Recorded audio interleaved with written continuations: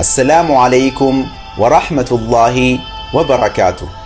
obboleeyyan kiyya qaqqaalii kanneen idil addunyaa irra jirtan hundi keessanuu nagaa fi rahmanni rabbii guddaa bakka isin jirtan hundatti isin haa ga'u jecha har'aan tana seenaa ajaa'ibaa seenaa hedduu bareedduu qabadheetiin isiniif dhufe. seenaan tunis seenaa nabiyallah nuh alayhi salaam. abbaa keenya aadamitti aansuudhaan nabiyyiin lammaffaa nabi idris ture. erga nabiyallah idris du'aniin booda horteen ilma namaa waggootii muraasaaf shirkii takka malee rabbii isaanii tokkichoomsuun gabbaruu turan. ummanni kunis ummata rabbii gabbaruutti hoongagee kan daaddaa hin qabne ummata gaggaarii fakkeenya ummata zabana saniitiif tahanii dabruun dhaloota biroo bakka buusaa dhufan.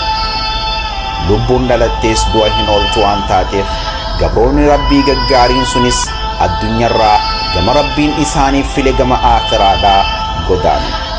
dhaloonni isaan boodatti hafes ummata gaggaarii san yeroo du'aan of biraa dhaban akka malee gaddanii erga yaaddawaa turaniin booda waan godhan yeroo dhaban jaalalaa fi kabajaa gabroottan gaggaarii saniif qaban ibsachuuf magaalattii walakkaatti siidaa 5 maqaa isaaniitiin dhaaban. maqaan isaaniitiis Huud, Suwaad, Yenuguus, Ya'uuqii fi Naasir jaaman. jaalalaa fi kabajaa gabroottan gaggaarii saniif qaban irraa ka'uudhaan siidaalee isaaniitiis kabajaa hangana hin jaamne kabajuun eegalama. osuma je'uu dhawaatuma dhawaataan ilaalchii fi bakki ummanni siidaa kanaaf qabu jijjiiramaa dhufe.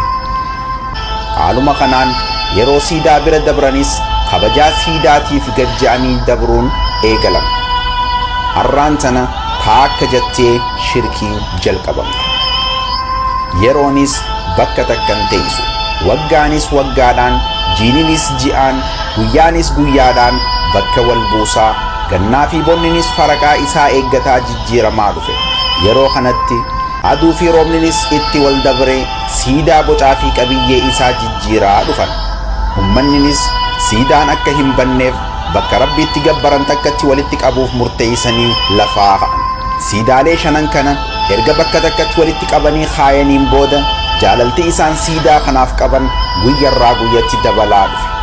haala kanaan yeroo seenanii ba'an hundaahu siidaa kanaaf gadjachuu eegalan.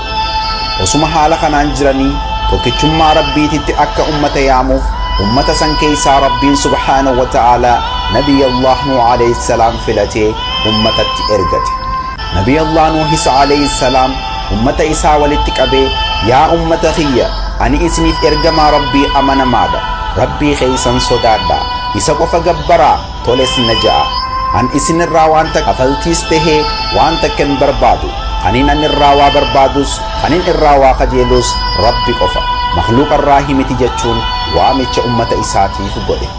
isaanis yeroo kana dhagayan itti qoosuudhaan gurra kanaan dhagayanii gurra kaaniin gannaquun itti amanuu didan.